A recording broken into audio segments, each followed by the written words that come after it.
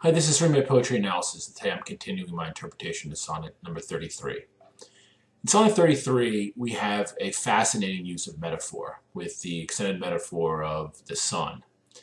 And within that, we have a layering of metaphor in that the sun is being portrayed as a king and being portrayed as an alchemist, as an entity that transforms baser matters into gold.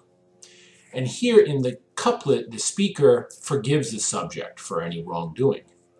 And we saw in Q3 that a baser cloud has gotten in between them. And we have a degree of estrangement where the speaker is estranged from the subject. And he forgives. So the forgiveness is based on some type of codependency from the speaker. The speaker needs something from the subject, and in some ways he basks in the light of the subject, and he's elevated when he's with the subject. Now, if we look at this in terms of the aristocratic patronage system in Shakespeare's time period, let's say particularly in the 1590s, and if we look at it in biographical terms, I think that the speaker is obviously Shakespeare. We have, and the subject would be an aristocratic gentleman with whom Shakespeare depends for patronage. And the most likely candidate would be the Earl of Southampton.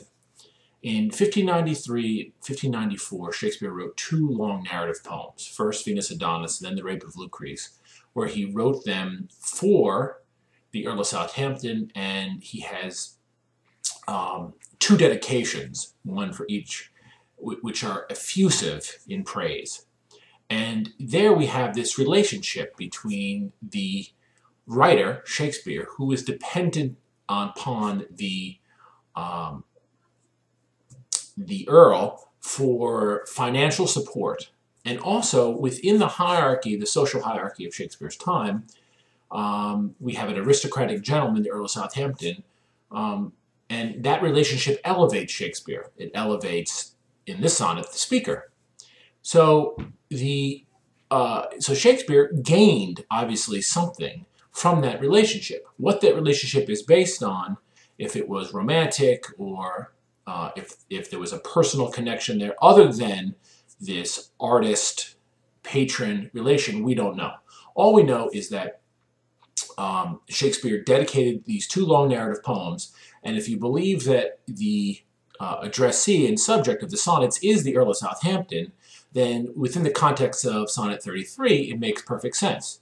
The speaker is Shakespeare, a poet, who, while using the subject as a muse, is enlightened, and his work is brightened and full of gold, in the sense that it's full of a high substance when he's writing about the subject, the Earl of Southampton. And also through that, he's elevated in social stature. We have the whole metaphor about the king. And also, he, as I mentioned, his verse is enriched by writing on the subject of the Earl. And when the Earl is in a relationship in Q3 with someone of lesser quality, of baser quality, it in some ways corrupts the Earl, but it also creates a situation where the speaker, Shakespeare, can no longer write about the subject, at least in a positive way. And so thus he forgives in the couplet because he needs the patronage of the Earl.